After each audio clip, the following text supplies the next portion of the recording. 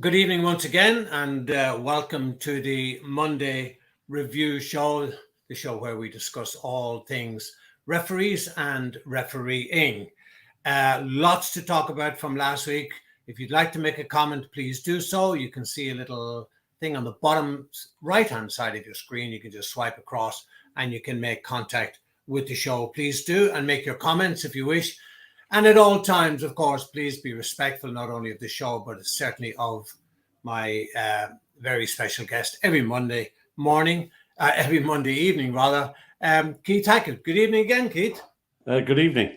Great to have you on the show again. Pleasure. Now, lots to discuss. Let's start with the red card for the new Liverpool player, McAllister, where young up-and-coming referee, Thomas Bramall, issued a red card.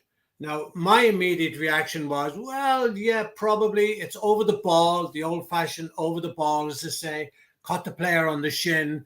But what I liked most about him was he had the guts to give a red card to one of the top teams, not only in the country, but in the world, and at home, where other referees have been accused of not giving red cards or penalty kicks to top teams. Yeah, I think that Thomas Bramall comes from this area, South Yorkshire. So we've seen him on a number of occasions. I think he's one of the difficulties I feel with the referees in the Select Group 1, which is the Premier League referees, is their intermittent appointments to games. You know, we're coming up. Week 2 has just gone. Thomas Bramall's got one in week 2, and it's early in the season. And they've got this huge document that's been issued by Howard Webb, which I applaud. I've got it here. It's pages and pages. Yeah. Well, I have to say that with up to 10 years of Mike Riley's management, which I've discussed in the past, which has allowed a deterioration in the application of the laws. Yeah, I think it's good that Howard is trying to pull it back. I think that my only worry is that it's a lot to take in of the changes that he's making in various aspects. And perhaps we can discuss a few. On this particular challenge, Thomas Bramall was in a good position. And I suspect that had we not got replays and television and high profile, I think that decision would have just been accepted. But I want to discuss here where I probably think that it would have been better to give a yellow than a red. And the only reason behind that, and it has stimulated a lot of debate, isn't the fact it's Liverpool, but I look at the fine line in law between what is a reckless challenge and one that is excessive force and becomes serious foul play. And look, right or wrong, I'm often supportive of referees. I think on this one, I'd have probably had a discussion with him if I was coaching him to say, look, did you and were you happy that this challenge had speed and intensity and the force used in terms of excessive force? Did this challenge endanger the safety of an opponent, which is the law? And was there malice in that challenge? So I think for referees, this is in decision making and in the education of referees and the coaching of referees. They should always look at a challenge and challenges on television and make this fine judgment between what is a yellow card and what is a red. And of course, the referee said red. And there was a lot of hesitation, by the way. He whipped it out right away. Absolutely. He was in a good position. Yeah. But I think there was an expectation that this might have been a clear and obvious error and VAR intervention.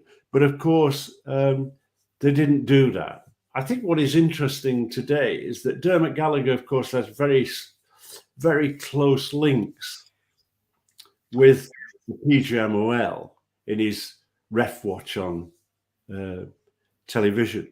And he shares my view that this was a yellow card more than a red. But again, it's a subjective call. It doesn't fulfill all the criteria. I think on balance, sorry. Yeah, go ahead. I would the yellow, but I think you're rightly saying, look, Bramall was in a good position and he made his call and it was supported. It's going to be interesting now whether, in fact, Liverpool appeal the red card and what that outcome might be. I'm not too fussed about the panel that's in judgment because it contains ex-players and ex-managers, and that for me sometimes is a recipe for disaster. Indeed. I'm just thinking, you know, the old ways of doing it could have. Do you remember we used to say it's over the ball, and the studs were showing, and if he had caught somebody like like Jack Grealish, who never has his socks pulled up and has his shin guard right down, he did seem to catch him halfway up the leg, if you like, between the knee and the ankle.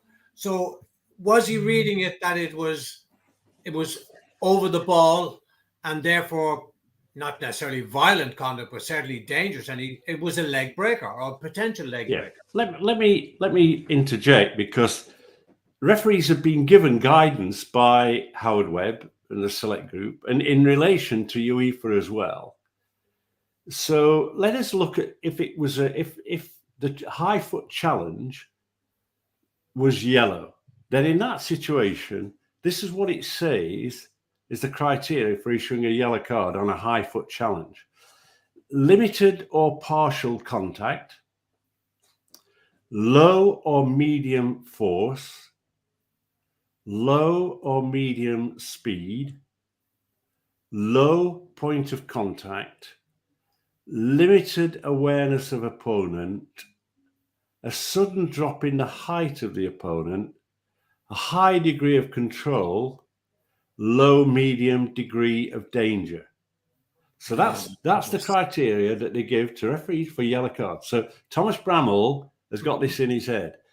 For a red card, full contact, high force, high speed, high point of contact, clear line of sight to the opponent, a fully extended leading leg, and a high degree of danger.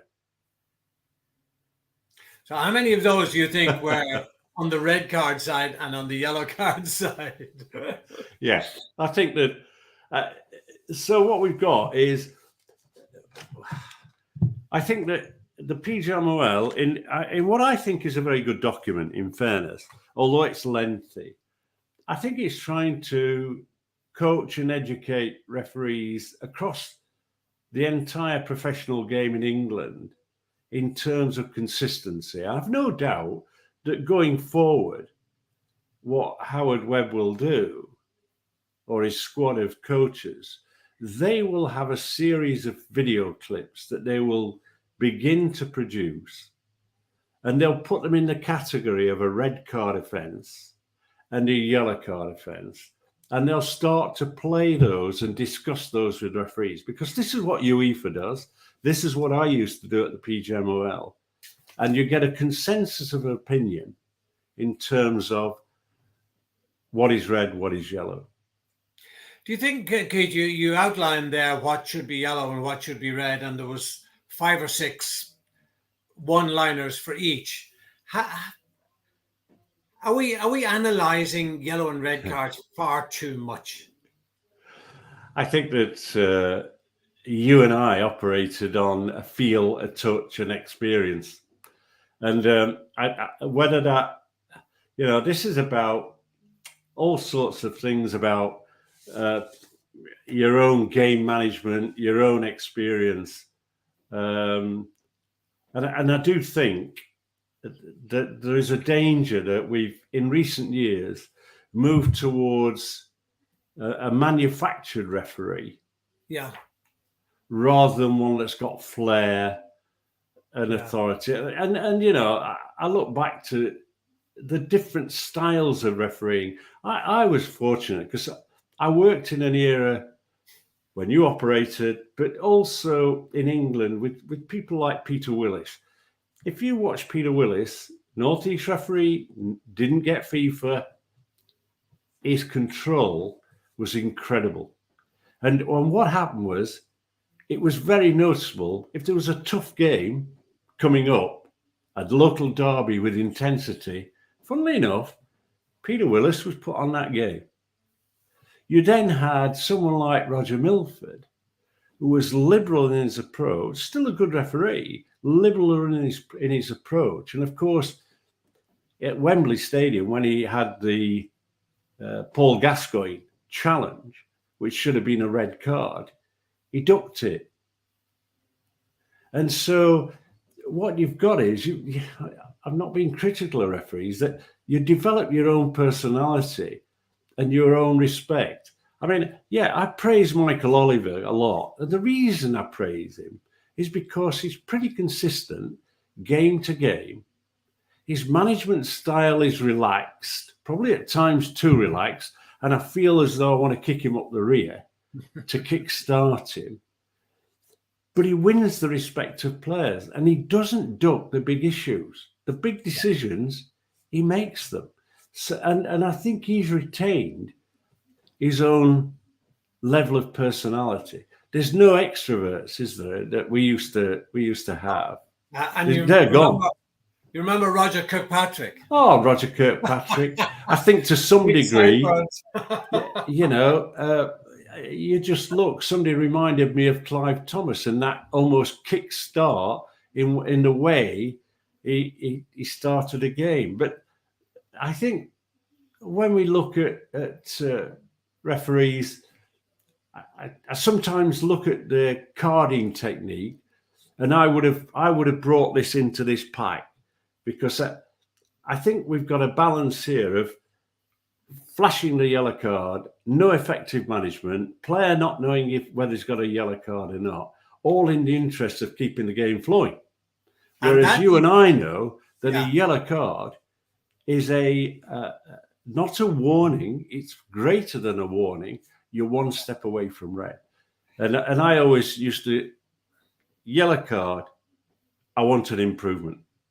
But Keith, today, players are getting yellow cards while they're walking away from the referee. Yeah. There's turned on the referee. And I'm just waiting for someday that some player, I mean, it's on television and it comes up on the screen. Yeah, of course. For some player to say, oh, I didn't see any yellow card. Surely Correct. part of the punishment, and I'm not being schoolmasterish now. No. They should be made to face their justice and face their punishment instead of walking away and almost, disregarding it. We've got this. We've got effectively this problem, haven't we? We've got the time pressures that come on.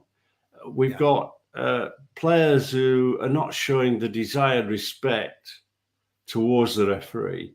Absolutely. And I think we should make a judgment in terms of how effective the yellow card is. I mean, modern referees sometimes, they come off a game and say, I've given 10 yellow cards. And it's almost like, I come from an era when people said to me in my informative years, if you're given 4 yellow cards, that's enough. This is in the 70s when the red and yellow card was introduced. But before that, it was, if you're going to caution somebody, once you got to 4, the next one's red. Yeah. We were told here, once you get to 3, the next one's red. I think what it did was to plant a seed in our head to actually make that yellow card have value. Yeah. And I think that the 10 yellow cards in a game, that in law and in the principles of what they're being told, they're doing what they're expected to do. But I think overall the yellow card in a game of football in the modern game is devalued. I think it's completely devalued. It doesn't have the effect that that he ought to have in that situation. Yeah, the thing about giving 10 yellow cards in the game, I mean, it's just nonsense, really. Yeah. Because you'll have players actually among themselves, teammates, and say, "Well, listen, I got cautioned the last time. Now you go in this time, and then you get cautioned." Correct. And they're almost taking turns. Yeah. And that's where. But then, having said that, of course, if they know there's going to be a red card after 3 games, after 3 yellows. Oh well, maybe they won't do it. I don't know. Yeah. It's ridiculous. You know? I think the principles are laid there that what Howard is trying to achieve is to win back control and management of the game, and to get players back to where they used to be with a degree of discipline, and that is also linked not only with game management and controlling the game, but it's also linked with the time pressures in terms of time wasting. Look, it's going to take him time, I guess, and he's got to be given that time. Yes.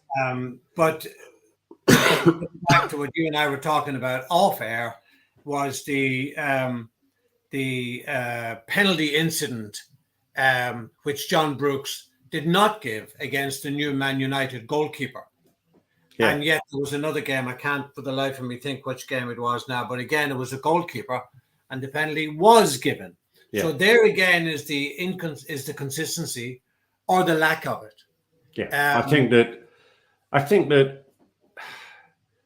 we were all a little bit shocked that when the goalkeeper came out and took the player out effectively, that a penalty kick wasn't awarded.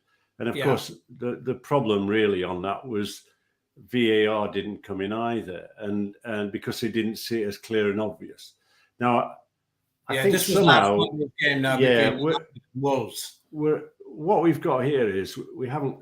It's a little bit like the waves in the sea, in terms of trying to find what is clear and obvious. Because what we have is we have top of the wave and they come in, and bottom of the wave they don't. And I think that there's still a lot of training that needs to be done. Is it training, Keith, or is it just the referees not doing their job? I mean, they know the basics, and what seems like once they get higher up the ladder, up to SG1, that they seem to be stepping back a bit. Yeah. And players know that and catch on to it very, very quickly. Yeah, I think that.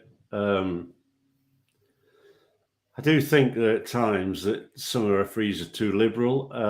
I think that, they have this balance. I think they get lost in the fact that the game's on television and this is so important and it's Premier League and we want to keep the game flowing and all that goes with it.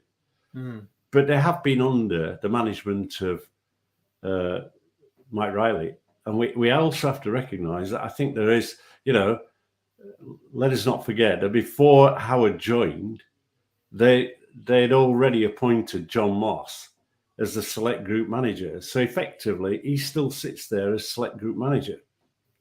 And Howard... So what does he do? What does he actually do then? Does he manages the select group referees. Does he make the appointments? Well, I don't know. I mean, at the end of the day, I'd just like Howard to perhaps get more hands-on. I think there's a lot of work being done. Don't get me wrong. I think, it's always a high-intensive job. There's very few minutes in the day when you're not kept busy. Yeah. I think he's done a lot in preparation in the summer and preparing for the season. I think that what he's got to ensure is that the referees themselves are happy and they're operating as well. I look at the moment and I don't see Chris Kavanagh. Week 2, and one of our FIFA referees has not had a match to referee yet. Yeah. So I don't think he's going to be very happy. No, and it isn't about them keeping. It's okay. I'm if they're unhappy if they're not performing, but if you haven't got a game, how do you know whether you're not performing or not? Yeah. So these are the issues I think, which are management. I just think perhaps Moss and Martin Atkinson, who's the SG1 coach, I think they just need to step aside for a bit, and Howard has to get hands-on, very closely hands-on with a group. And I think Howard's capable of working with them on a one-to-one basis with some of these referees to bring them to somewhere near the standard of requirement. But surely with Moss and Martin Atkinson as managers of SG1 and SG2, surely Howard is on the top there. Yes. And he will pass down instructions, for want of a better word, to these guys this is what I want. Now make sure. Yeah, but you're not doing it. Well, I don't know. I mean, I believe in flat management. I don't like pyramid management because, it starts off here yellow and it finishes off here at red. Not in refereeing terms. The colours change because what is a very clear instruction at the top that's going to cascade down becomes mangled, if you like, and slightly deflected and different spins put on it. And I just think it's that face-to-face that's required to say, this is what I expect, this is what you're going to do. And then working with those referees to make certain that it is done. Yeah, I agree with you in that respect, in that people work with you, they don't work for you. But at the same time, you can't have all the Indians, you've got to have a chief somewhere. Yeah, and that's what I'm saying. It's got to be up there, and there's got to be that level of management. Yeah, I think there's too much. Yeah, I think that I simplify it. Howard is the boss, and the rest can be coaches. Okay, that's it. Did you watch the ladies' World Cup final? Yes, I did. Yeah. The American referee, I thought she was a bit weak, particularly on the penalty, which she was looking straight at. And you could see the hand was out and actually moving towards it very, very discreetly or otherwise. But I thought it was a clear penalty. I just wondered why it took her so long to make up her mind. And I have a couple of views. First of all, I was very surprised that FIFA appointed the referee who'd had the semi-final to the final. That for me, I didn't notice that now. That didn't look right to me. I thought that that was an error. Oh, I didn't notice. And I generally think that doesn't help the development of referees in other countries. I think my personal view on what I'd seen, I thought that if Stephanie Frappart, the French referee, very good, was my favourite to referee the final. Perhaps I have some disappointment that she didn't, and I was very surprised that she didn't get the final. Now, I think that you're perfectly right with your observation of this referee. I think that she was in a great position. It was a very clear decision, and she didn't give the penalty kick. I got the impression, why did it take so long? I can only make a guess, and it is a guess. I think in her own mind, that was not a penalty kick. And when she went to the screen, even looking at it again, she was unconvinced that she needed to change her mind. And I think people at the office were saying very clearly to her, this is a penalty kick. Of course, it was a penalty kick. There's no question it wasn't a penalty kick.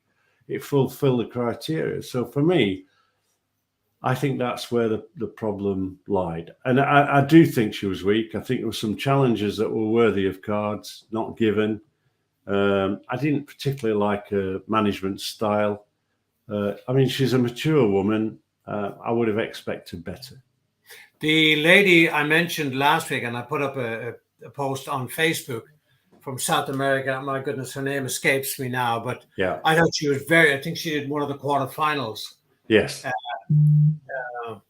I can't think of her name now. I thought she was very, very good, and I would certainly have recommended her for the final. Yeah. I think there were better. I think there were more standout referees than the American. Yeah, the American, I thought, and during her communication with the players as well, I felt she was a little bit patronising, and this hand Yeah. on the shoulder, and Yeah. I don't. once you start Yeah. that, Yeah. you're losing your authority. Yeah. You just need to be Yeah. that little bit more assertive, and if Yeah. you like, standoffish, and don't get too Absolutely. close to the players. Keith, Yeah. the other issue, and by the way, she played 14 minutes. Yeah. And there was one other issue. I thought for the penalty, I thought the English goalkeeper, I thought she moved off her line and saved the penalty. But there you go. Yeah.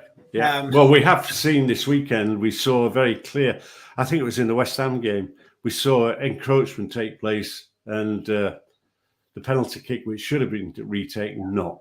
And there was a lot of theatrics going on again, I thought, with English players, and after taking a penalty, or the ball's not in the right position, and that was, anyway, that's another. Yeah. I mean, there's no question that that around that she was very weak. Yeah. Just finally, Keith, treatment on the field of play. There's a new instruction on that. Yeah, I think referees are being instructed very clearly. This is about trying to prevent players feigning injury and delaying the game.